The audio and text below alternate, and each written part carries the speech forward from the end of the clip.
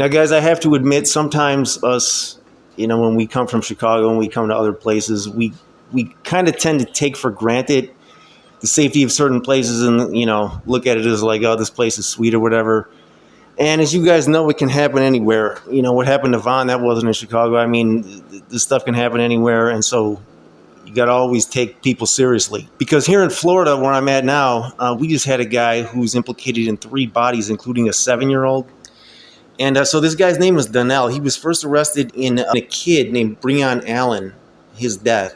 And he's been linked to a Jacksonville gang and a war between a local rapper, this gang war that you guys probably have already heard about. As you guys have seen probably in the news, in Jacksonville, they're having their own gang war now. It's not as extensive as Chicago's. Chicago's got like 100 different, more than 100 different gang wars going on right now. But this one in Jacksonville, though, has gotten a lot of national attention. So this guy is charged in 2 more murders. So he's one of the 6 that was arrested for the murder of a 7-year-old named Breon.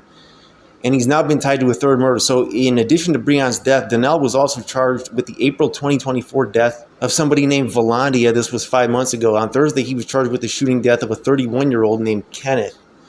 So 4 of the men arrested, including this guy, were linked to the Jacksonville gang 6 block, which, as you guys know, is having a high-profile beef with the gang. I'm not going to say controlled, because I don't want to say that they take orders from him, but the gang that is kind of like under the influence of rapper Young and Ace. Okay, so it was famously affiliated, the 6 block gang, with the rapper Fulio, who got killed in June of 2024. And right after he was killed, Young and Ace started, woofing about it musically. I mean, you guys know how it goes now. All these gangs have rappers, like all of them. And rap is basically the new graffiti. Like back in the 90s when, somebody would drop from one side and then they would come through and tag. And I mean, guys would always be trying to tag anyways. Now it's like dropping, diss songs, gangster rap songs, drill songs, whatever you want to call it, about the rival. This is like the new graffiti. It's online. It's on the internet now. The taggers, ironically, now are like mostly non-gang members. But before his death, Fulio was interlocked, they said, in an ongoing feud with the Jacksonville rapper Young and Ace, you guys already know, whom court documents say is the namesake of a rival gang, ATK, which stands for Ace's Top Killers. And that's what I mean by, they're under his influence. I don't think they actually take orders from him. It's just, they're basically named after him. He, from what I've heard on the internet, is not even there anymore. He's not even like in that vicinity. He's out of state, living elsewhere. The 31-year-old, that guy Kenneth, who was killed, he had links to Ace's Top Killers. And that name, Top Killers, I have to say, I think I never heard that before I heard that in the Chicago streets. I'm not saying this to brag like Chicago started this, because it's not a good thing to start, but I'm just saying you would be hard-pressed to prove wrong that this culture and a lot of these terms and stuff that you see now did not originate in Chicago. That this is not like the dissemination of Chicago gang culture to other cities. I mean, especially when you see some of the same gangs, like the GDs and the Vice Lords, spreading to other cities. I mean, we already know about that. That's well documented since, back to the 90s. But I think that one of the ways that this has happened is music. I do think that's happened. I don't think that these Chicago gangs necessarily sent people to other cities and said, all right, this is how y'all are supposed to talk now. I think the music had a big part in this. That's one of the reasons why I stopped promoting those rappers. But anyways, he was found, Kenneth was found with a gunshot wound in a parking lot outside of the Man Cave Barbershop on Philip Randolph Boulevard last year. And I'm not too familiar with Jacksonville. You guys who are from Jacksonville can let me know like what kind of an area that is. Whether it's like upscale or kind of dangerous. But he posted rap music online under the name Tiger Sparks. So heavily redacted warrants drew the link between these suspects and the ongoing bloody gang war between 6 Block and ATK. And by the way, this is being reported by First Coast News, which is an affiliate of ABC News. Shout out to them.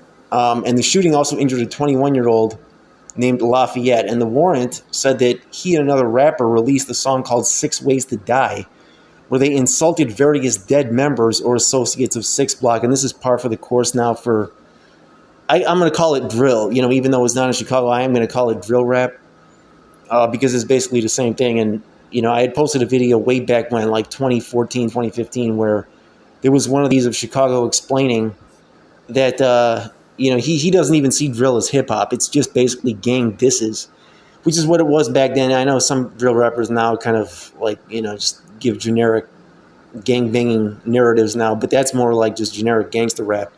But anyways, the sheriff's office said that the song references Fulio and several other guys who were killed in 2018 and 2023. So the song also references a rapper named Rico Osama, who was killed in 2023. So the warrant says that they believe this shooting incident was motivated with the purpose to benefit, promote, and or further the interests of the criminal gang. And that's basically just fancy, like Fed talk for cloud chasing, like law enforcement talk for cloud chasing. Because as far as, we know, there's no like direct money in this. But the clout, this is the interesting part. The clout with the rap leads to money, okay? Because the clout gets attention. The more attention they get, the more money they get. A lot of these drill rappers, we were saying this back in back in 2014, and matter of fact, before that, like 2013, 2012, they had no bars. The beat was decent, but I mean, most of these rappers weren't the ones producing the beat. And they had no bar, I mean, none. And they were doing all these numbers. The gangster rappers in the 90s, they were not actually involved in the stuff they were rapping about, at least not anymore.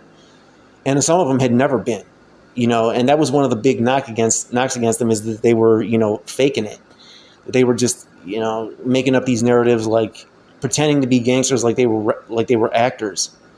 Well, the drill rappers, starting in 2011, 2012 in Chicago, they weren't acting nothing, and they were dying for real and killing for real, and were chronicling stuff that was happening in their songs. But they were chronicling it in a way that was provoking retaliation.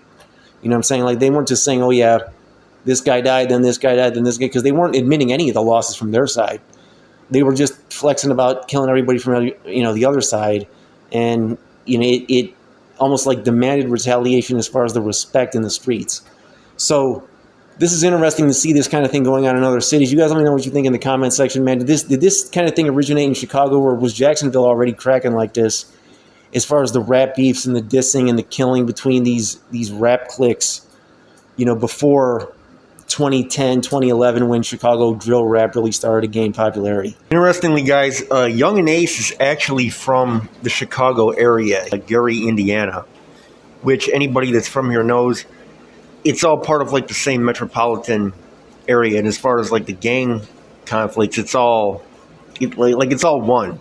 Those gangs, I can't describe it to people that don't live here, because I know every municipality is organized a little bit differently. I know here in Miami, it's kind of a lot different than it was back in Chicago. But Gary is considered like a sister city to Chicago. It's like right over across the border of Indiana, the whole Northwest Indiana, really. But anyways, you guys let me know what you think, man.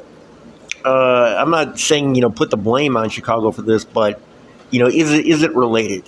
Anyways, this is your boy Shine News. I'm out.